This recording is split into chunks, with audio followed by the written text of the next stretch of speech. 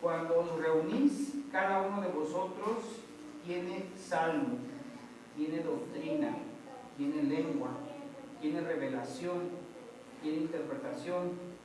Hágase todo para edificación. Si habla alguno en lengua extraña, sea esto por dos, o a lo más tres, y por turno, y uno interprete. Y si no hay intérprete, calle en la iglesia y hable para sí mismo y para Dios. Asimismo, los profetas hablen dos o tres, y los demás juzguen. Y si alguno le fuere revelado a otro que estuviere sentado, calle el primero, porque podéis profetizar todos uno por uno, para que todos aprendan y todos sean exhortados.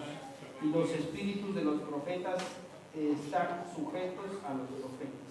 Pues Dios no es Dios de confusión, sino de paz, como en todas las iglesias de los santos. Vuestras mujeres callen en la congregación, en las congregaciones, porque no les es permitido hablar, sino que estén sujetas, como siempre la ley lo dice. Y si quieren aprender algo, pregunten en casa a sus maridos, porque es indecoroso que una mujer hable en la congregación. Aquí hago un paréntesis. Esta lectura la estoy haciendo a propósito. Y ahorita vamos a meditar respecto a lo que dice. Ya hace un ratito en la escuela dominical hablábamos de muchas veces los errores que cometemos al interpretar la Biblia de manera literal. ¿Sí? Ahorita vamos a abundar un poquito más, pero estos últimos versículos a partir del 34 como que le dan todo a las mujeres, ¿no? El versículo 35 dice: y si quieren aprender algo, refiriéndose a las mujeres, pregunten en casa a sus maridos, porque es indecoroso que una mujer hable en la congregación. ¿Acaso ha salido de vosotros la palabra de Dios, o solo a vosotros ha llegado? Si alguno se cree profeta o espiritual, reconozca que lo que os escribo son mandamientos del Señor. Mas el que ignora, ignore. Así que, hermanos, procurad profetizar y no impidáis el hablar en lenguas, pero hágase todo decentemente y con orden. Bien, bueno, vamos a dividir esta porción de la palabra de Dios en tres aspectos, en tres puntos que va tocando durante el desarrollo. El primer punto vamos a encontrarlo en el versículo 26. Recordemos cómo es el título de nuestro tema: congregados para complacer a Cristo.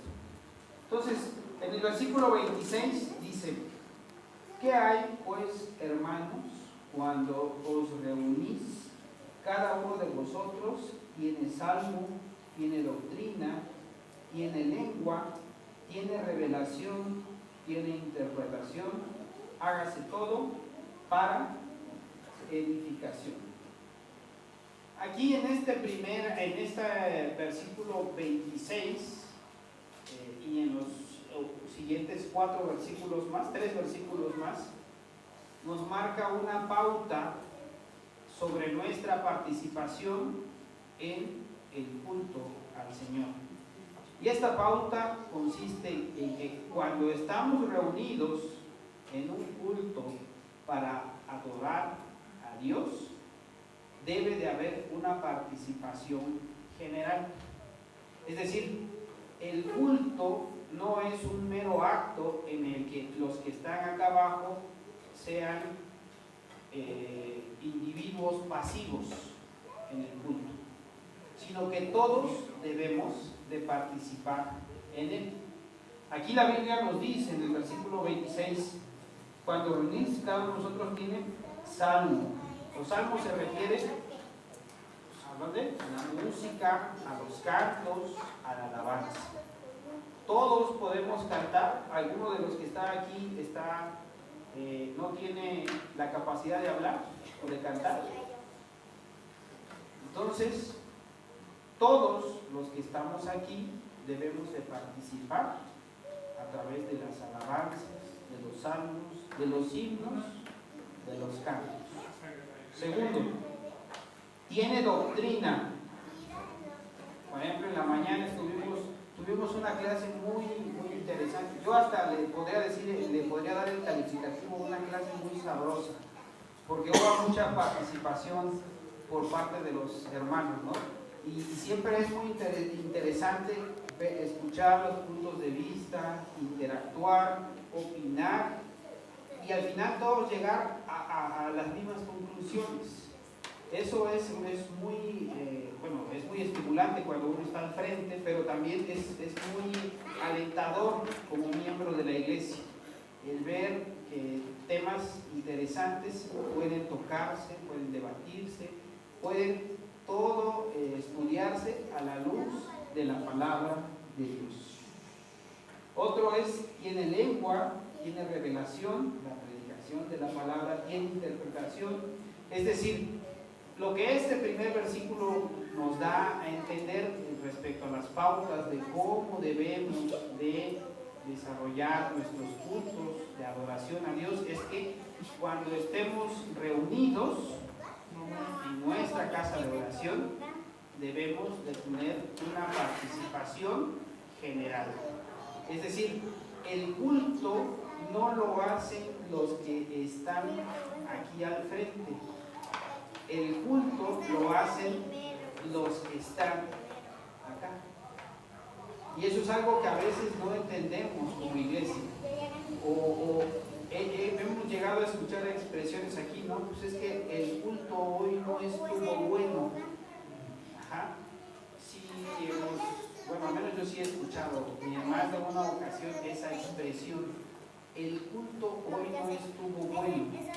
Bueno, esa es una expresión que primero denota una falta de compromiso con la propia iglesia, y aparte denota que quienes hemos estado mal, si es que así ha estado, en el desarrollo del culto hemos sido nosotros como iglesia. ¿Sí? Y eso sirva como una reflexión. El culto lo hacemos la iglesia que está aquí enfrente. El culto no lo hacen los que están aquí al frente, o no solamente ellos, el culto lo hacemos todos.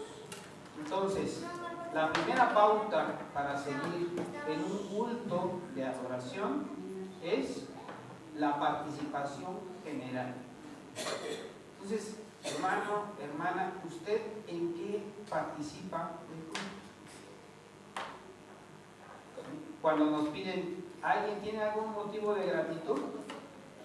Son poquitos los que levantan la mano. Y levanten la mano el que no ha tenido una bendición de Dios grande esta semana.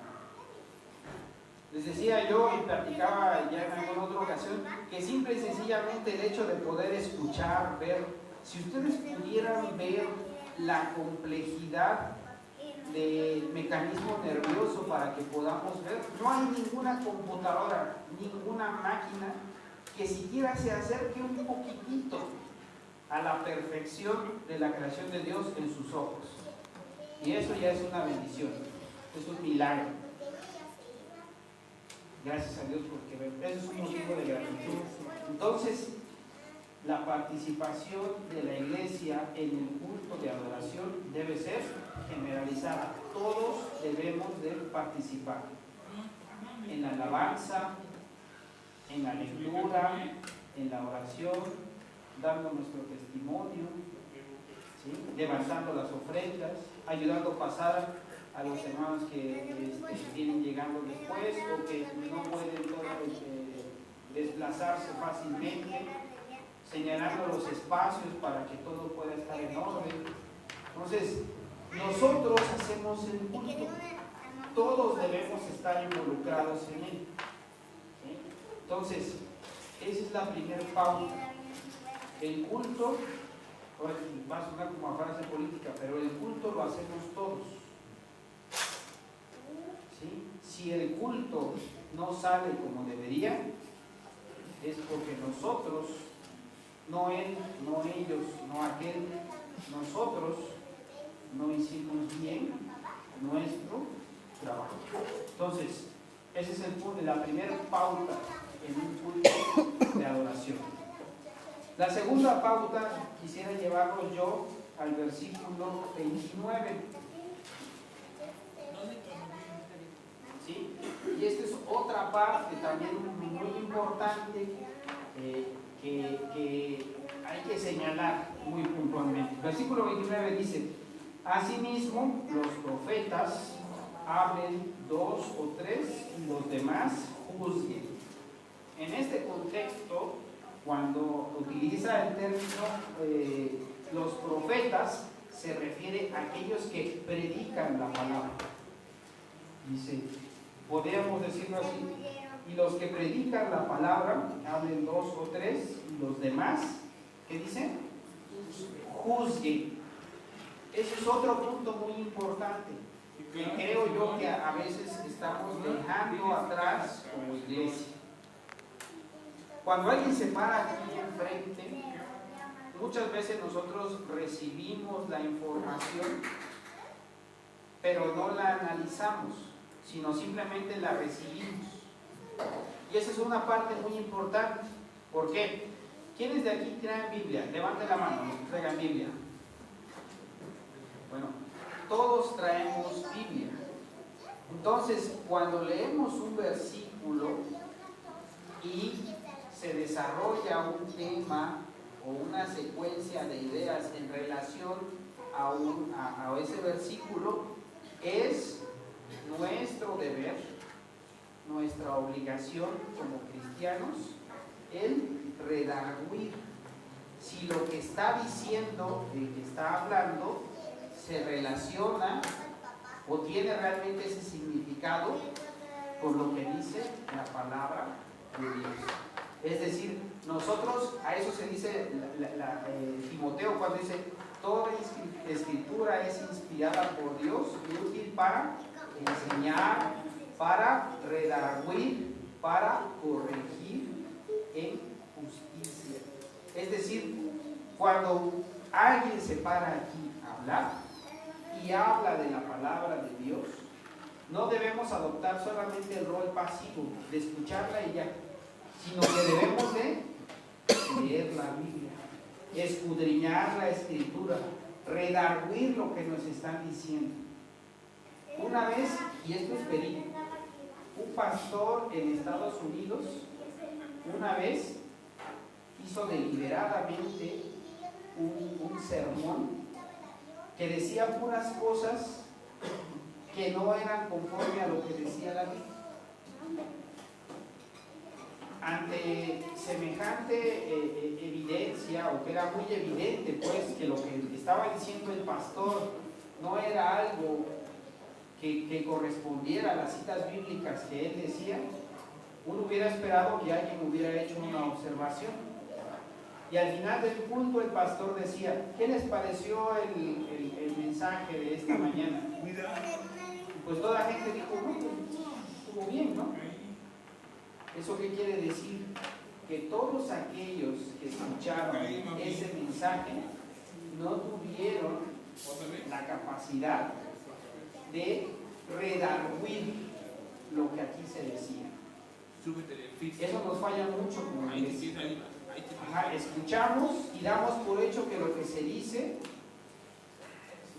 así es, cuando es nuestra obligación que cuando estamos escuchando una meditación, un mensaje de la palabra de Dios, les digo, haya una retroalimentación.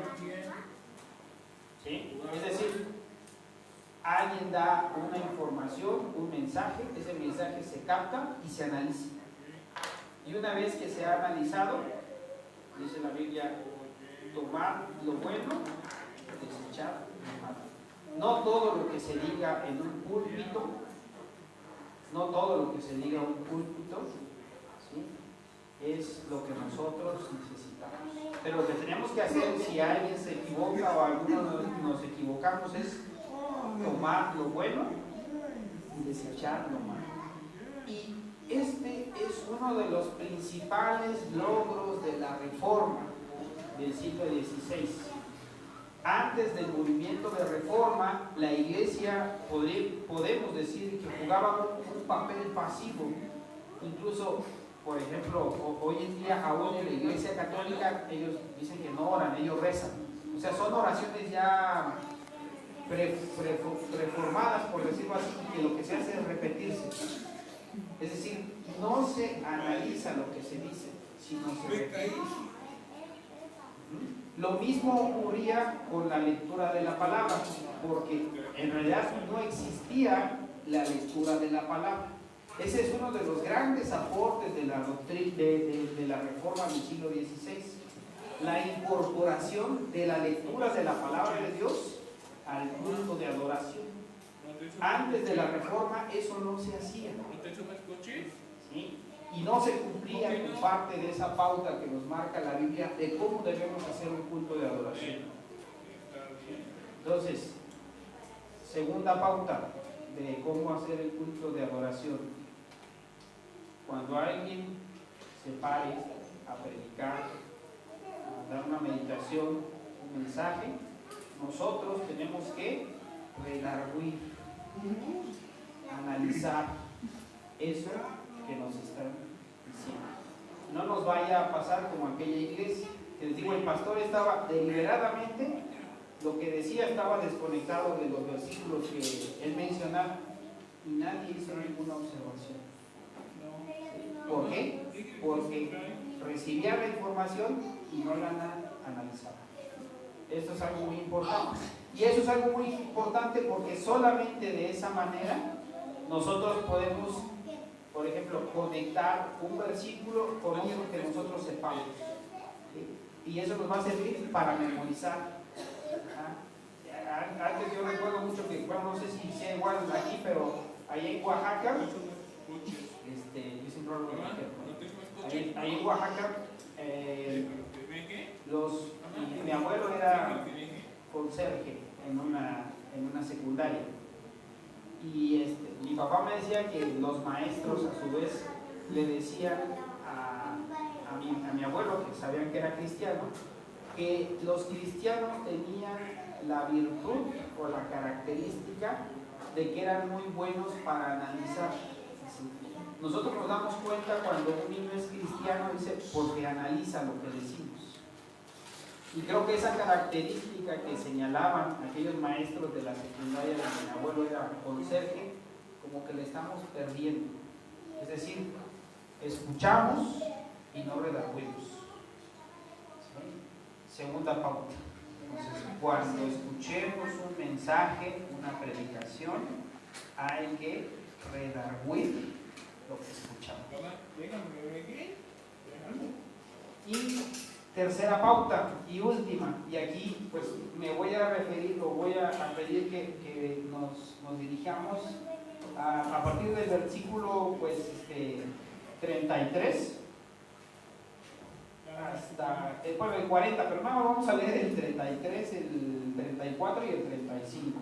Dice la Biblia, bueno, voy a leer el 33 en la segunda parte y el 34 y el 35. Dicen, y a ver, y escuchen y redarguyan lo que voy a decir. Porque redarguyan lo que voy a decir. ¿Sí? Bueno, como en todas las iglesias de los santos, vuestras mujeres callen en las congregaciones, porque no les es permitido hablar, sino que estén sujetas, como también la ley lo dice. Y si quieren aprender algo, pregunten en casa a sus maridos, porque es indecoroso que una mujer hable en la congregación. A ver, hermanas, ¿qué es lo que dije? ¿Hay alguna hermana que me diga de lo que dije en el versículo 33, bis, 34 y 35? ¿Qué opina usted de lo que yo dije? De lo que yo leí. Sí, hermana. Bueno, así a grandes rasgos, lo que ahí dice es que nos debemos de mantener a distancia y no opinar. Y debatirlo o preguntarlo en la casa, no es ponernos en la congregación. Así es. A ver, hermanas, ¿Se acuerdan? Hace como un mes y medio hablamos de lo que Dios demanda de las mujeres cristianas, ¿no? Y decíamos que con el Señor Jesucristo se rompió un paradigma. Decíamos, un paradigma es la forma en la que se hacen las cosas. ¿Quiénes seguían al Señor Jesucristo? Dice, los enfermos, las mujeres, los que no caminaban, los que no podían ver, los que no caminaban bien, y las mujeres. Y en aquella ocasión leíamos varios versículos en los cuales se veía la familiaridad con la que el Señor Jesucristo se dirigía a las mujeres. Y recordemos el contexto histórico del Señor Jesucristo. En aquel tiempo las mujeres no podían estudiar. Es decir, ellas no tenían la posibilidad de escuchar de la palabra en la sinagoga. La educación estaba reservada para los hombres. Las mujeres no podían leer la palabra o estudiar la palabra. Sin embargo, el Señor Jesucristo rompió ese paradigma. Él hablaba a las mujeres. No solamente las hablaba, hablaba a ellas, sino que las cuidaba, las protegía, las sanaba. Recordábamos en esa ocasión el ejemplo del Señor Jesucristo en su plática o en su encuentro con la mujer samaritana. Decíamos, esa mujer samaritana tenía todos los estigmas posibles en un ser humano de aquel entonces, empezando porque era mujer. Ya de entrada eso era un estigma. Y el Señor Jesucristo no solamente no tuvo empacho en dirigirse a esa mujer, sino le habló de una forma clara, de una forma amorosa, no juzgándola, sino entendiéndola, amándola. Y así es como Dios ve a las mujeres. Decíamos, Dios no hizo a la mujer para estar sujeta, bajo el pie del hombre. ¿Sí? La hizo para estar junto al hombre. Pero por eso les decía que es muy importante conocer el contexto y el redarguir lo que se dice en una predicación, porque lo que dijimos todo anteriormente, ¿sí?, que nos sirva como una introducción. Bueno, dijimos que las mujeres no tenían la posibilidad de recibir una educación respecto a la palabra de Dios, ¿sí?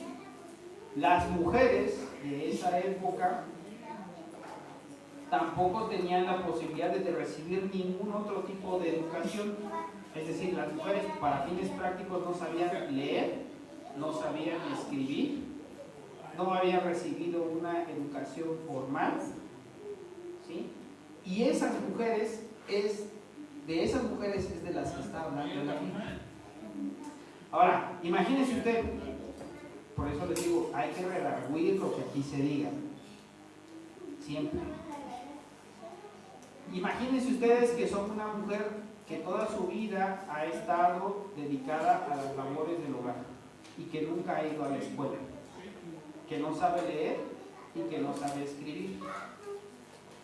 A ver, vamos, siempre hago el ejercicio, ¿no? Cierre los ojos e intente imaginar que usted es esa persona.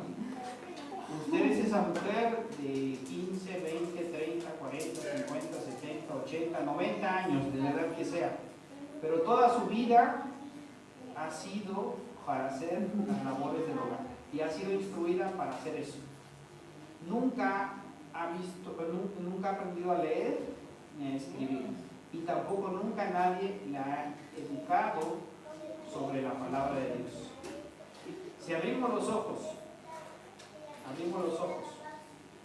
y de repente a usted le dan la posibilidad de escuchar la palabra de Dios, ¿sí?, y empieza usted a escuchar la maravilla del Evangelio y la maravilla y la forma tan clara en la que el Evangelio se presenta a los hombres y a las mujeres, cuando alguien estuviera predicando y usted fuera la primera vez en su vida que escuchara esas buenas nuevas del Evangelio, ¿qué es lo que usted haría?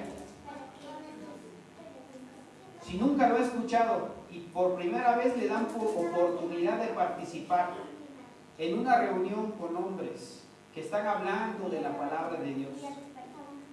Bueno, si nadie me contesta, lo que las mujeres de ese entonces hacían es que estaban tan maravilladas de poder escuchar el mensaje de la palabra de Dios, que ellas lo que hacían es que cuando estaban predicando, se paraban y decían, pero a ver, explíqueme eso otra vez. ¿Sí? Entonces, las mujeres estaban en una época en la que se estaban ellas enfrentando o exponiendo a la posibilidad de escuchar y aprender y estudiar la palabra de Dios. Y nunca antes lo habían tenido. Toda la información que recibían era por parte de sus esposos. Pero ahora ellas, en forma directa y personal, la tenían. Entonces era muy frecuente que estas mujeres, primeras cristianas, ¿sí?, se levantaran en medio de la predicación a interrumpirla y decir, pero explíqueme otra vez, es que no le entendí bien, yo no sé de esto y necesito que me explique. Entonces, a eso es a lo que se refiere en el versículo 33, 34 y 35.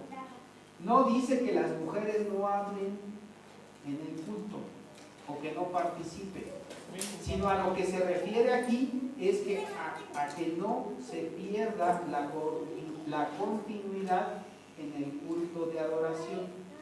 Es decir, aquellas mujeres que estaban tan ávidas de conocer y de preguntar, que interrumpían la continuidad del culto, ¿sí? Y eso rompía el orden de culto. Entonces aquí no se refiere específicamente a que las mujeres no participen en el culto, sino que aquellas mujeres de esa época interrumpían frecuentemente la predicación para preguntar. Pero uno puede entenderlo cuando sabemos que aquellas mujeres era la primera vez que estaban expuestas a conocer la palabra de Dios. Entonces, todos nosotros, creo que la mayoría, actuaríamos de una forma semejante.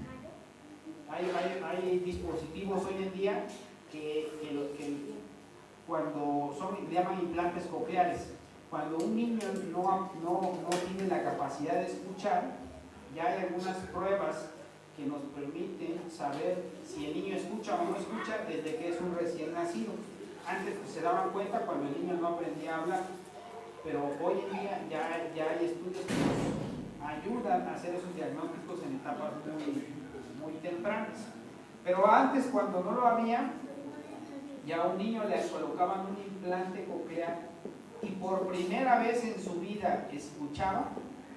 Imagínense ustedes, si durante 8 años de su vida nunca escucharon nada y de repente un día escuchan, ¿cómo reaccionarían? Emocionados, ¿no? Los niños dicen, intentan emitir sonidos, escuchar. Ellos quieren escuchar, porque es la primera vez que lo hacen. Así actuaban aquellas mujeres. Y a eso se refiere, a que el culto tenga una continuidad, que se haga todo de forma ordenada y organizada, de tal manera que el culto de adoración al Señor tenga una continuidad y no sea interrumpido. ¿Sí? Pero eso es a lo que se refiere, no a que las mujeres no participen y no hablen y no dirijan en un culto al Señor. Estamos hablando de un contexto histórico. El contexto histórico que vivimos hoy en día es completamente opuesto. Las mujeres que tenemos hoy en día son mujeres preparadas, cultas, estudiosas, conocedoras de la palabra de Dios. ¿Sí? Ya no es aquel contexto de aquellas mujeres que era la primera vez que escuchaban y que por tal emoción interrumpían el culto a cada rato. ¿Sí? Entonces, la tercera pauta es esa. El culto del Señor debe de ser organizado y estructurado de tal manera que no existan interrupciones en su desarrollo, porque Dios es un Dios de orden y lo dice, ahora sí que lo remata perfectamente en el versículo 40. ¿Qué dice el versículo 40? Pero hágase todo decentemente y con orden. A eso se refería cuando habla de las mujeres en ese contexto. Entonces, 3 pautas en la forma en cómo debemos de llevar a cabo un culto de adoración al Señor son: la primera, todos debemos de participar, unos cantando, otros tocando algún instrumento, otros levantando la ofrenda, otros fungiendo como ujieres, los diáconos, todo lo que corresponde al diaconado, el pastor y los diáconos y los ancianos, pues estando al frente del presbiterio, todo en orden. ¿Sí? Segunda pauta: cualquier participación, tanto la alabanza como la alabanza coral, como la predicación, como la lectura de la palabra, debe ser redarguida por todos nosotros. ¿Sí? Yo les decía que en alguna vez, de hecho, le hice la observación a Santiago de una alabanza que ellos cantaban. Decía, oye, mira, es que esta alabanza no checa con lo que es nuestra fe. Y alguna vez se lo hice. Recuerdo que fue como en los primeros 2 o 3 meses que yo llegué acá. ¿Sí? Dije, esa alabanza no corresponde a nuestra doctrina como iglesia reformada. Yo sí he escuchado que la cantan en otras iglesias, pero no la iglesia presbiteriana. Nosotros tenemos nuestra fe, nuestra base doctrinal, y debemos estar muy orgullosos con nuestra base doctrinal, porque es un alimento sólido, es como mucha proteína para un niño que está creciendo. Entonces, debemos de redarguir toda participación dentro del culto. Y tercera pauta: el culto debe hacerse en forma ordenada, estructural, de tal manera que no haya una pérdida en la continuidad, en la fluidez del culto. ¿Sí? Entonces ahí hace un ejemplo sobre las mujeres, pero puede haber muchas otras cosas. Por ejemplo, que no funcione el micrófono, ahí se pierde la continuidad. ¿Sí? Entonces todo eso lo debemos de anticipar. O si, por ejemplo, vamos a poner una ponencia, alguien va a proyectar algo, pero no se previó anteriormente, ahí estamos, no baja la pantalla o no prende el cañón. Entonces, un culto debe hacerse en forma ordenada, estructurada, porque nuestro Dios así es un Dios, dice, que le gusta que se haga todo decentemente y con orden. Entonces, hermanos, sí, es cierto, somos humanos y nos equivocamos, pero creo yo que si seguimos estas 3 pautas, vamos a hacer mejor nuestros cultos. Y recordemos que el objetivo de congregarnos aquí el domingo, en este culto de aposento alto, el objetivo es uno solo: glorificar a Dios, adorar a Dios. Y si lo vamos a glorificar y adorar a un Dios que es todopoderoso, infinito, eterno, inmutable, bondadoso, amoroso, si es lo más grandioso que puede haber en este universo, yo creo que por lo menos debemos hacerlo bien. Dentro de nuestras limitaciones, pero hacerlo bien. Entonces, hermanos, hagamos no solamente este, sino todos nuestros cultos para complacer a Dios. Como Él quiere que le celebremos, como Él quiere que le adoremos. No como nosotros queramos, sino como Él quiere. ¿Ok? Vamos a ver. Señor, te damos gracias porque nos permites participar en este culto de adoración. Gracias, Señor, porque nos das la posibilidad de participar en tu adoración. Gracias, Señor, porque a cada uno de nosotros nos has dotado de diferentes dones, nos has dado diferentes bendiciones, Señor, nos has prodigado cuidados, sanidad, amor, afecto, Señor. Gracias porque cada uno de nosotros, en gratitud a lo que tú eres, podemos participar en este culto de adoración. Señor, también te damos gracias porque como iglesia tuya nos permites tener esta herramienta, Señor, que es tu palabra, con la cual podemos redarguir no solamente todo lo que se dice aquí, Señor, sino toda nuestra vida, podemos redarguirla a través de tu palabra. Señor, te agradecemos por esa bendición. E igualmente te pedimos que nos perdones porque sabemos que en ocasiones, de alguna forma o de otra, nosotros hemos contribuido, Señor, a que en nuestro culto no sea ordenado, no sea fluido, no sea normal.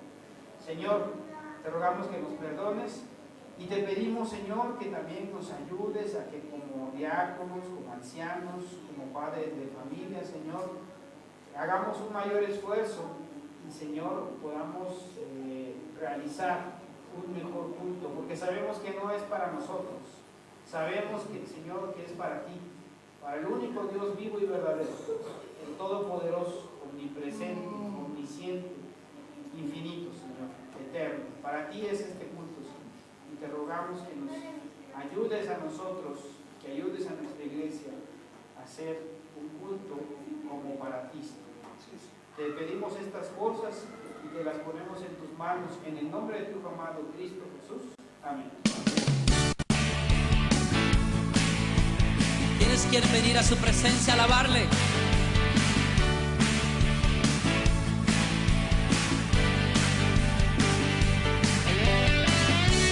Es mejor este lugar de su presencia que ningún otro lugar sobre la tierra.